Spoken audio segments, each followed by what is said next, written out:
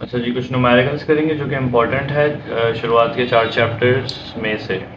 ठीक है, chapter 1, chapter 2, chapter 3 and chapter 4 from physics.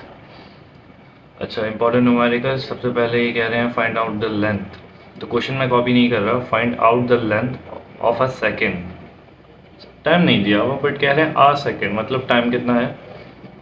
इस केस में टाइम हमारे पास है 1 सेकेंड। आ मीन्स 1।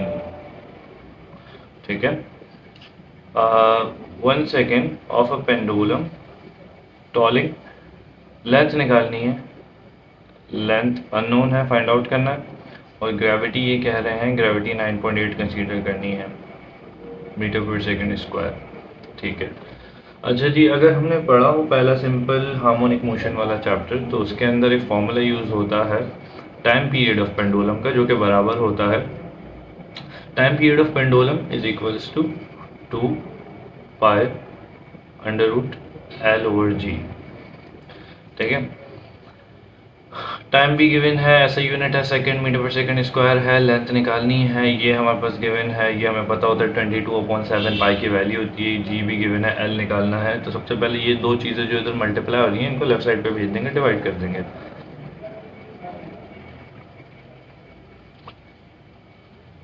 इधर बच गया अंडर रूट एल ओवर जी।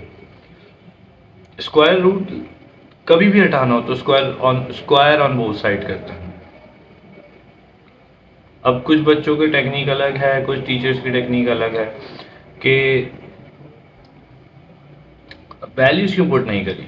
वैल्यूज़ इस वजह से पुट नहीं करी क्योंकि थोड़ी सी कन्फ्यूजन हो जाती है। पहले हम सिंप्लीफाई सब्जेक्ट बना लेते हैं, हमें क्या निकालना है, लेंथ। तो लेंथ को सब्जेक्ट बना लेते हैं और फिर वैल्यूज़ पुट करके कैलकुलेटर में वैल्यूज़ डालेंगे और सीधा आंसर आ जाएगा। ठीक है, स्क्वायर ऑन बोथ साइड।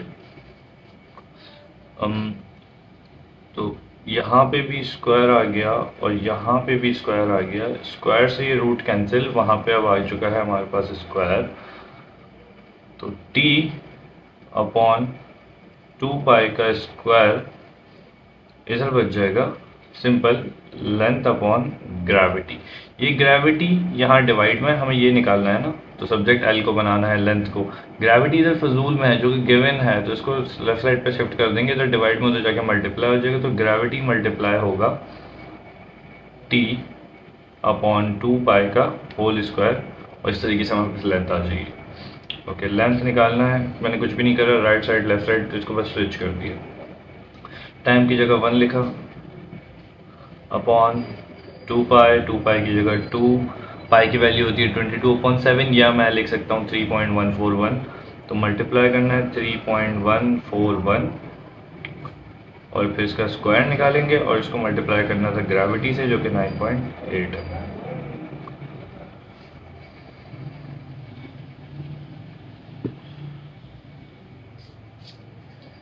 ठीक है, कैलकुलेटर यूज करेंगे। सबसे पहले 1 डिवाइडेड 2 मल्टीप्लाई बाय 3.141 कर लेते हैं। 3 multiply by 2 multiply by 2 multiply by 3.141, 3.141 ये वैल्यू आ रही है। तो अंदर हो जाएगी 1 upon 6.282 into 9.8। 1 divided by 6.282 0.15।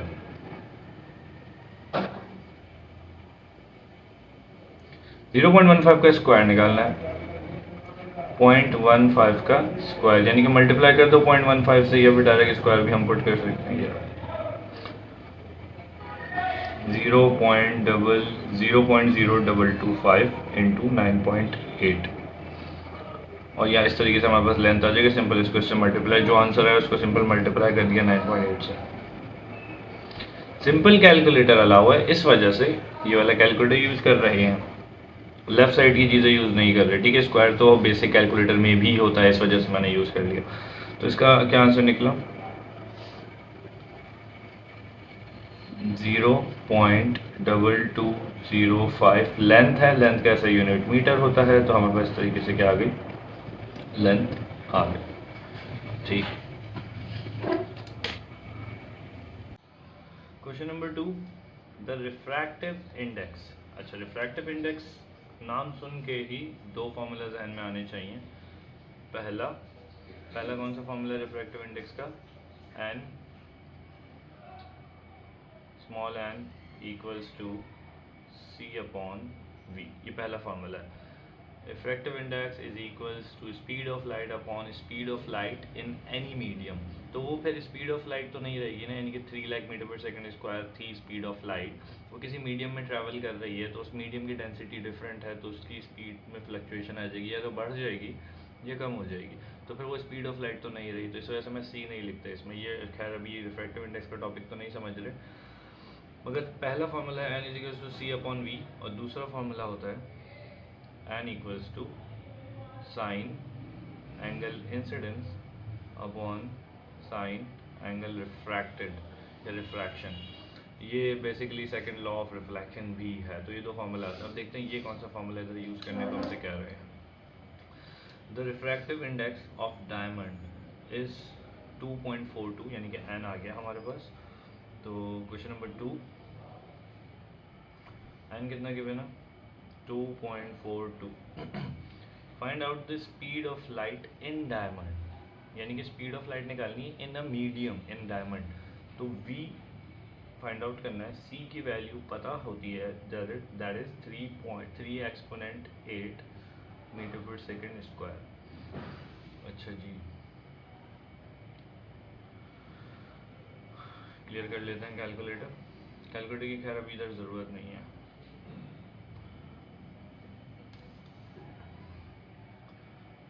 Formula N equals to, ये वाला फॉर्मूला यूज़ करेंगे, सी अपॉन वी। एन गिवन है, सी गिवन है, वी नहीं गिवन, तो इसको फाइंड आउट करना है। ये लिखना नहीं है आप लोगों ने। v और n ने अपनी प्लेस, ये तो डिवाइड हो जाके मल्टीप्लाई होगा और n इधर आके डिवाइड हो जाएगा, तो v equals to C upon n। c की जगह लिखेंगे 3 एक्सपोनेंट 8, यूनिट नहीं लिखेंगे क्योंकि कैलकुलेशन में यूनिट नहीं लिखे जाते, और n की जगह 2.42। अच्छा जी, अब बच्चे परेशान होंगे कि 3 एक्सपोनेंट 8 सिंपल कैलकुलेटर में किस तरह लिखें। तो सिंपल कैलकुलेटर में एक्सपोनेंट लिखने की ज़रूरत ही नहीं है, सिंपल 3 को डिवाइड कर देंगे 2.42 से, ये वैल्यू आ रही है 1.23 या 9, ठीक है, 3 डेसिमल प्लेसेस। और एक्सपोनेंट 8 हमने अभी यूज़ ही नहीं करा, तो जैसा था वैसा ही इधर लगा दिया। और ये v है, यानी कि स्पीड ऑफ लाइट। तो speed of light in a medium या स्पीड, इसका यूनिट, स्पीड का यूनिट होता है metre per second, metre per second होता है, ठीक है।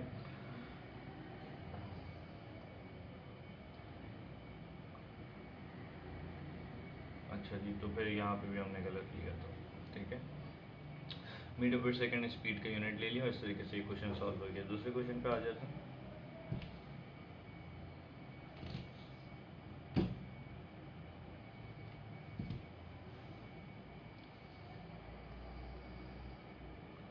Focal length, the focal length, okay, focal length का नाम सुन के दो फॉर्मूला जहन में आने चाहिए। सबसे पहला एक होता है 1/f equals to 1/p plus 1/q। अच्छा, थोड़ा सा क्लियर कर देते हैं जिन्होंने ये टॉपिक अभी तक नहीं पढ़ा, जैसा कि जमाइमा ने नहीं पढ़ा। एफ फोकल लेंथ है, समझाने की ज़रूरत ही नहीं है। लेंस में एक पॉइंट होता है जहाँ पे इमेज क्रिएट होती है, that is focal point. P क्या है? ये लेंस है, इमेज ऑब्जेक्ट यहाँ पर है और इमेज यहाँ पे बन रही है, तो ऑब्जेक्ट के डिस्टेंस को पी कहते हैं और इमेज के डिस्टेंस को क्यू कहते हैं। क्लियर? पी ऑब्जेक्ट का डिस्टेंस होता है और क्यू इमेज का डिस्टेंस होता है, बस। अब कोई कंफ्यूजन नहीं होगी। सवाल पढ़ते हैं। The focal length of a concave mirror is 12 centimeter, यानी कि एफ आ गया 12 centimeter. Where should an object be place, object कहाँ प्लेस किया जाए, यानी कि ऑब्जेक्ट का डिस्टेंस निकालना है जो कि पी है, नहीं गिवन, निकालना है। Object be place to get its twice magnified image, हमें बात पता है कि अगर डिस्टेंस ट्वाइस हो जाए तो जो इमेज क्रिएट होती है वो भी ट्वाइस मैग्नीफाइड होती है। तो यानी कि जो P है अगर Q उसका डबल कर दो,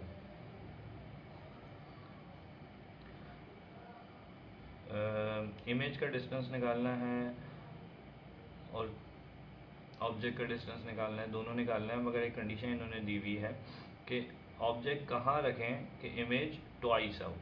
तो ऑब्जेक्ट कहाँ रखें ऑब्जेक्ट नहीं पता, तो P is to question mark, image भी नहीं पता, मगर ये कह रहे हैं इमेज ट्वाइस ऑफ ऑब्जेक्ट होनी चाहिए यानी कि 2P। तो ठीक है, P की जगह अननोन है, Q is equals to 2P, एक कंडीशन है, इधर लिख देते हैं कंडीशन। फॉर्मूला यूज़ करेंगे 1/f equals to 1/p plus 1/q। Q की condition as per condition Q बराबर है 2 of the size of object. यही फॉर्मूला यूज़ करेंगे 1/p प्लस 1/q की जगह क्या ले लेंगे 2p। ठीक है, प्लस और माइनस में हमेशा डिनोमिनेटर सेम होने चाहिए, इस वजह से इसको मल्टीप्लाई बाई 2 करेंगे तो न्यूमिनेटर भी मल्टीप्लाई बाई 2 होगा, ये हो जाएगा 2 + 1, नीचे कॉमन आ जाएगा तो 2p ले लेंगे 1/f। f की जगह f की वैल्यू गिवन थी दैट इज 12, तो इधर वैल्यू रख दी 1/12 3/2p इज इक्वल्स टू है। इधर डिवाइड में उधर जाके मल्टीप्लाई होगा, ये इधर डिवाइड में राइट साइड पे आके मल्टीप्लाई होगा, तो 1 × 2p equals to 3 × 12, 3 12 36, 2p, p निकालना है 2 नहीं निकालना, 2 को राइट साइड पे शिफ्ट कर देंगे, p equals to 36/2, 2 1 2, 2 18 p equals to 18 centimeter. Centimeter कैसे पता चला, क्योंकि फोकल पॉइंट का यूनिट सेंटीमीटर था तो इसका भी सेंटीमीटर होगा। तो distance of object is 18 centimeter. तो Q क्या होगा, Q की as per condition twice of P, तो 2 × 18, ठीक है, तो 2 × 18 36 centimetre image, distance of image. तो ये सवाल भी clear. Question number 5, calculate the speed, V निकालना है। स्पीड ऑफ साउंड, अगर स्पीड ऑफ लाइट क्यों कैलकुलेट करेंगे, वो तो याद है ना, दैट इज 3 exponent 8 पॉजिटिव 8 यानी कि 3 लाख मीटर पर सेकेंड। तो स्पीड ऑफ साउंड निकालना है यानी कि V निकालना है, question mark. At 50 Celsius temperature हमारे पास गिवन है 50 सेल्सियस, कैल्विन में कन्वर्ट करना है तो कैल्विन में कन्वर्ट करते हैं टेम्परेचर को हर दफ़ा, तो कैल्विन में कन्वर्ट करने के लिए 273 ऐड कर देंगे, तो जो हमारे पास आंसर आएगा वो आएगा 323 केल्विन। ठीक है, और साथ में एक और चीज़ भी कह रहे हैं, given that the speed of sound eight 0 Celsius is 331। ठीक है, ये तो एक कंडीशन है, ये तो ऐसा, ये तो हमेशा गिवन होगा। अगर किसी भी साउंड की स्पीड निकालनी है एट अ सर्टेन टेम्परेचर, तो 0 सेल्सियस पे उसका क्या स्पीड थी वो हमें पता है कि 0 सेल्सियस पे उसकी स्पीड 331 होती है, जो कि अगर नहीं भी लिखा हो तो हमें पता होना चाहिए। ठीक है, दो चीज़ें गिवन है, फॉर्मूला यूज़ करेंगे। फॉर्मूला क्या है, speed of sound equals to 331 square root जो टेम्परेचर होता है अपॉन 273। ठीक है, 331 डिवाइडेड बाय टेम्परेचर कितना था 323 upon 273, 323 divided by 273,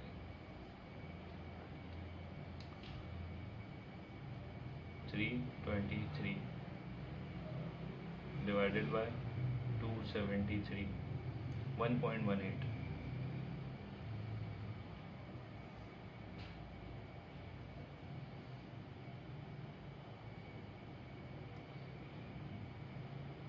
square root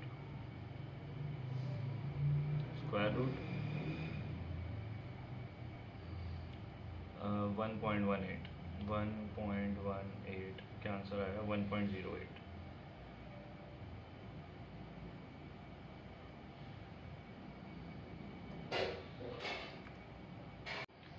331 into 1.08, 331 into 1.08, answer आ गया 357, 357.5, राउंड ऑफ कर लिया 48 को तो 5 आ गया। और ये क्या है, speed of sound at certain temperature. तो स्पीड ऑफ साउंड, तो स्पीड का यूनिट मीटर पर सेकंड होता है, ये स्पीड आ गया। अब एक वेरिफिकेशन भी हम कर सकते हैं। देखो टेम्परेचर पहले 0 था, तो एट 0 सेल्सियस जो स्पीड थी वो थी 331 मीटर पर सेकंड। ये स्पीड ऑफ साउंड है जो कि हमें पता होती है, याद होती है, कांस्टेंट होती है, ठीक है। टेम्परेचर इंक्रीज़ कर दिया तो ये हमें पता है, ये डायरेक्टली प्रोपोर्शनल होते हैं कि टेम्परेचर इंक्रीज़ होगा तो स्पीड भी इंक्रीज़ होगी, ऐसा ही है। अगर जब हम पानी को गर्म करते हैं तो उनके पार्टिकल्स कितनी तेज़ी से मूव करते हैं ना, तो यही है कि टेम्परेचर इंक्रीज़ करोगे तो पार्टिकल तेज़ी से मूव करेंगे। और sound is a form of energy, तो energy fast kinetic molecular theory increase हो जाती है। तो टेम्परेचर इंक्रीज़ करोगे तो स्पीड भी तेज़ होगी, या वाइस वर्सा। स्पीड इंक्रीज़ हो रही है तो इसका डायरेक्ट इम्पैक्ट है टेम्परेचर पे, तो जब हम चेक करेंगे तो टेम्परेचर भी इंक्रीज़ हुआ होगा, ठीक है। तो देखो 0 सेल्सियस पे 331 है, तो 50 सेल्सियस का हमने निकाला है, तो ऑब्वियसली 331 से ज़्यादा स्पीड आनी चाहिए थी, जो कि आ गई, तो इसका मतलब हमारा आंसर ठीक है। अब बिल्कुल एक्यूरेट नंबर्स तो नहीं पता चलेंगे। अच्छा, last calculate the wave length निकालनी है। Lambda is equals to question mark of 100 megahertz, यानी कि फ्रीक्वेंसी, हर्ट्ज आ गया ना, फ्रीक्वेंसी आ गई। फ्रीक्वेंसी कितनी गिवन है, 100 मेगा हर्ट्ज। अच्छा, इसको कन्वर्ट करना पड़ेगा। हर्ट्ज फ्रीक्वेंसी का ऐसा यूनिट होता है हर्ट्ज। अब ये मेगा कहाँ से आ गया, मेगा का मतलब होता है एक्सपोनेंट पावर 6, ठीक है। तो इसको मैंने मल्टीप्लाई कर दिया, सिंपल मेगा हटा दिया, तो इसके साथ आ गया एक्सपोनेंट पावर 6। हर्ट्ज भी फिर लास्ट में ही लगा लेते हैं, ठीक है। How much wavelength of 100 megahertz radio waves use in the MRI unit. अच्छा, MRI, CT scan, ultrasound, X ray, ये जितनी भी टेक्नोलॉजी हैं ये सब लाइट पे बेस्ड है। तो लाइट की स्पीड हमें पता होती है क्या, MRI में या अल्ट्रासाउंड, CT स्कैन या एक्सरे, हमारी बॉडी के अंदर से लाइट बाईपास होती है।